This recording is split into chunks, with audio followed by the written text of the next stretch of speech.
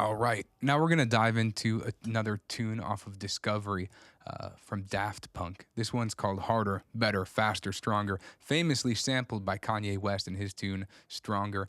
Now, this is gonna be a shorter video than the first one because the formula for creating this is a lot like the formula for creating One More Time, maybe even a little more simple. You'll hear why. First, the source material for a lot of the instrumentation is a tune by Edwin Birdsong called Cola Bottle Baby. Here's what that tune sounds like.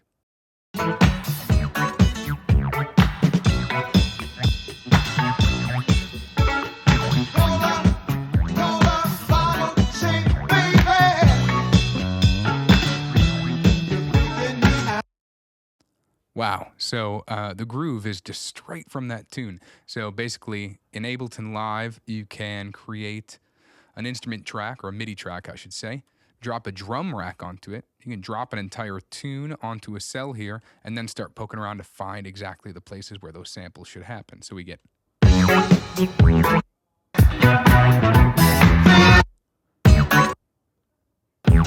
So probably the most iconic parts of this song, I think, are the intro and then the talkbox vocals, which there's another video linked here that demonstrate those really well, better than I could do.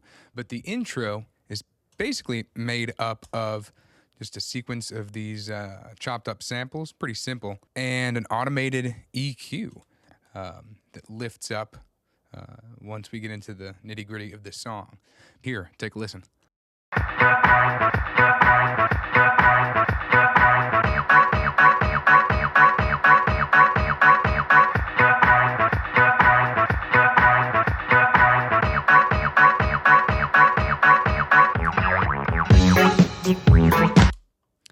Yeah, and you'll notice right there, measure 9, the EQ bypasses and lets all the frequencies through, lets it sound nice and fat.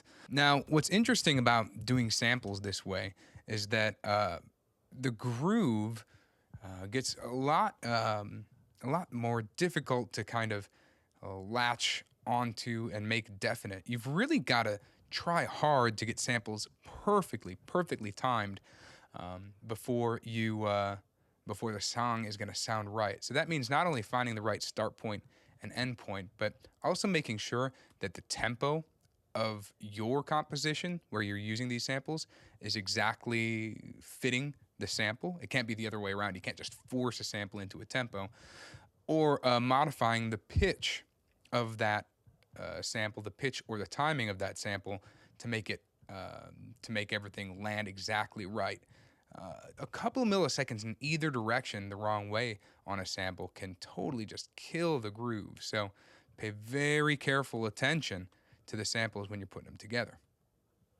We've also got some other effects on here, an Ozone 8 vintage limiter, which you can only get in a separate module here if you get Ozone Advanced, which is an amazing set of plugins. We're also using Ableton's built-in limiter to give it a little bit of a brick wall and avoid any weird stuff happening when we start doing these aggressive EQ moves.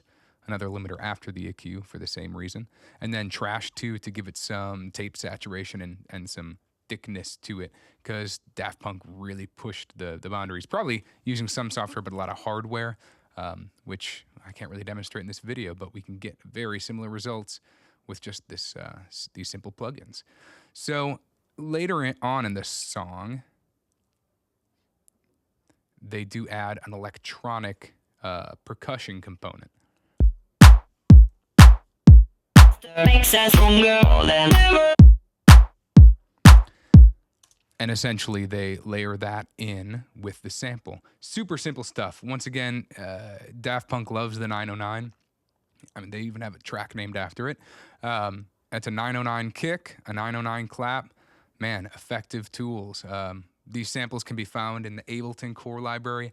The ones I really love come from like Drumazon by D16, or Machine 2 has some solid samples. So you can find those there. So later on in the track, Daft Punk uses that same Edwin Birdsong tune. Again, that's Cola Bottle Baby, 1979. Chops it up to make more room for the very cool talkbox vocals. Again, look at the article we linked. Pretty bad mother of a YouTuber doing a great emulation of their talkbox chops there. And at some point, they do add just one simple FM bell type sound. You could get that from Ableton's Operator or Native Instruments FM8 or something like that. But man, yeah, thanks to Daft Punk for helping us discover this great tune and making it even cooler.